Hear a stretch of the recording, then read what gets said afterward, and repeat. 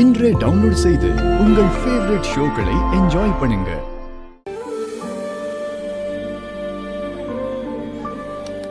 ஏங்க, நீங்க இந்த மாதிரி டெலிவரி வேலை தான் கடையில செய்வீங்களா? ஏன் தேவைப்பட்டா செய்ய வேண்டியதான். ஏங்க, அப்படியெல்லாம் செய்யக்கூடாதுங்க. அடிக்கடி அப்படி ஒரு வேலை இருந்ததுன்னா அதுக்கு வேணா ஆள் வச்சுக்கோங்க, சம்பளம் கொடுத்துடலாம். என்ன பிருந்தா, அது நம்ம கடை. இப்படி சின்ன சின்ன விஷயத்துக்கெல்லாம் வேலைக்கு ஆள் வச்சோம்னா சம்பாதிக்கிறதெல்லாம் சம்பளமா கொடுத்துட்டு நாம வளராம அப்படியே உட்கார்ந்துட்டு இருக்க வேண்டியதான். நாம இப்ப எவ்வளவு கஷ்டத்துல இருக்கோம். எல்லாத்தையுமே எடுத்து போட்டு நாமளே செஞ்சாதான் பிருந்தா நம்ம லாபம் பார்க்க முடியும்.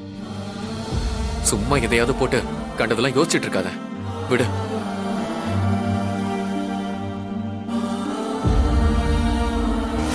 அவன் இடத்துல நீ இருந்தாலும் அப்படித்தானே நடந்துப்ப. அவன் சின்னவன்டா. இது தெரியாம அவன் ஒரு வார்த்தை பேசினாலும் நீ பெரிய மனசோட அதை மறந்துடுற. இதெல்லாம் பெருசுப்படுத்தாத ராகவா. ஒரு குடும்பத்துல சின்ன சின்ன விஷயத்துக்கெல்லாம் நம்ம முக்கியத்துவம் கொடுத்து நம்ம கோபத்தையும் வார்த்தையும் அந்த நேரத்துல கொட்டிட்டோம்னா அந்த குடும்பம் உடைஞ்சு பிரிஞ்சு போயிடும் ராகவா. நம்ம குடும்பம் அப்படியெல்லாம் ஆகக்கூடாது. நீங்க எல்லாரும் குழந்தையும் குட்டியுமா கடைசி வரைக்கும் ஒன்னா சேர்ந்து இந்த வீட்டுல வாழணும். யாரும் பிரிஞ்சு போயிடக்கூடாது. அதெல்லாம் என்னால தாங்க முடியாது. வேணா ராகவா, நீ எப்பவும் போல இரு.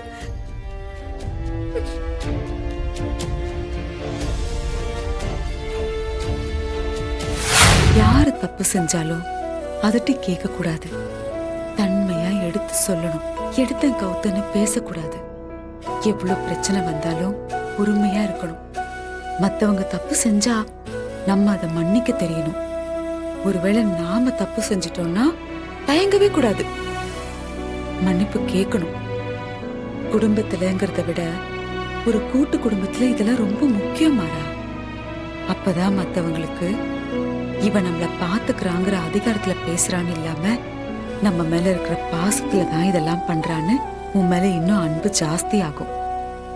குடும்பம் ஒத்துமையா இருக்கணும்னா இதெல்லாம் ரொம்ப முக்கியம் மாறா. கெட்டியா புடிச்சுக்கோடா. நீ சொன்னா கேட்டுப்ப. ராகவனை பத்தி உனக்கே தெரியும்ல? தெரியும். அவன் ஒரு குழப்பவாதி. அவன் மண்டைக்குள்ள ஏதாச்சும் ஒன்று ஓட்டிக்கிட்டே இருப்பான். சின்ன சின்ன விஷயத்துக்கு கூட பதட்டப்படுவான். எல்லாம் அதனாலதான். புரியுது. உனக்கு தெரியுது இல்ல, அப்புறம் ஏன்டா அவன் கிட்ட கோவப்படுற? விட்டு கொடுத்து போடா. நீ அப்படி இல்ல. அவனா சரியாயிடுவான்னு நம்புறேன். பாப்போம். நீ என்னை தேய்ச்சு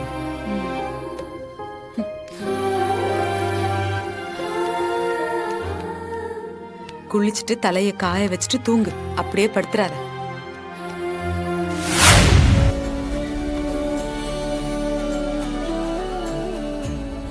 உட்காருங்க.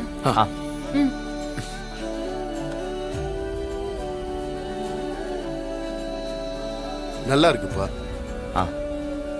கண்டிப்பா நீங்க வந்துடணும் அங்கிள். நம்ம கடை. நான் வராம இருப்பேனா? வந்துடுறேன். என் பொண்ணு மது உங்களை நம்பி பிசினஸ்ல இறங்கி இருக்கு. இப்ப இருக்கிற மாதிரியே எப்பவும் ஒத்துமையா இருக்கணும். சரிங்க அங்கிள். வாழ்த்துக்கள் தம்பி. சரிங்க அங்கிள்.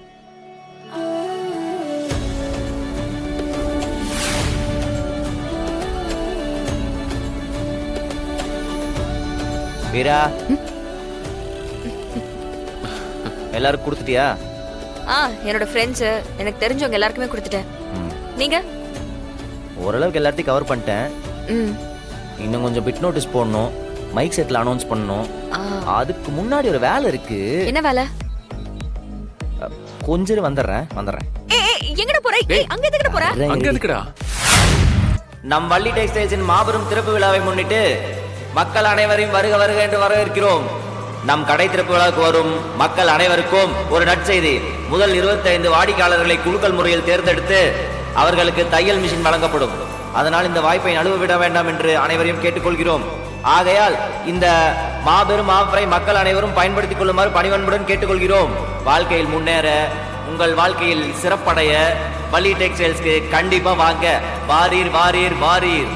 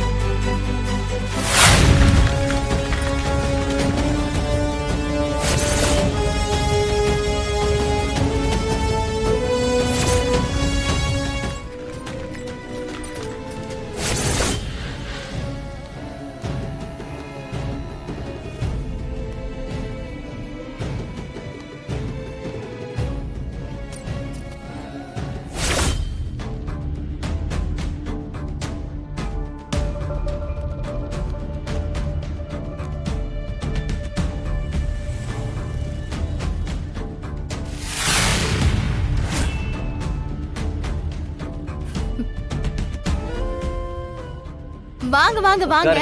உட்காருங்க. என்ன மச்சான், கடை எப்படி இருக்குன்னு பார்க்க வந்தீங்களா? நீங்க வச்சிருந்ததை விட கடை நல்லா டெவலப் ஆகி தான் போயிட்டு இருக்கு. அப்புறம் மச்சான், ஏன் நிக்கிறிய? உட்காருங்க. ஏன்னா நீங்க நின்னீங்கன்னா எனக்கு கால் வலிக்குது. என்ன பாக்குறிய? சேர் எதுவும் இல்லன்னா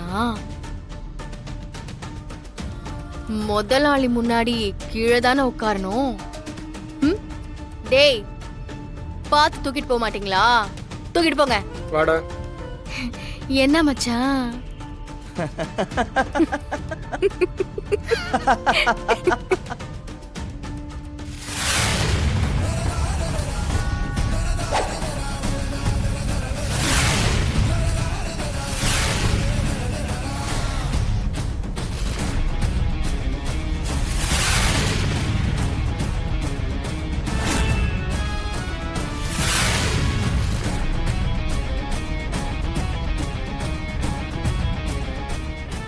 மேடம், மரியாதைங்கிறது மிரட்டி வர்றதில்ல, அதெல்லாம் போறப்புலயே வரணும்.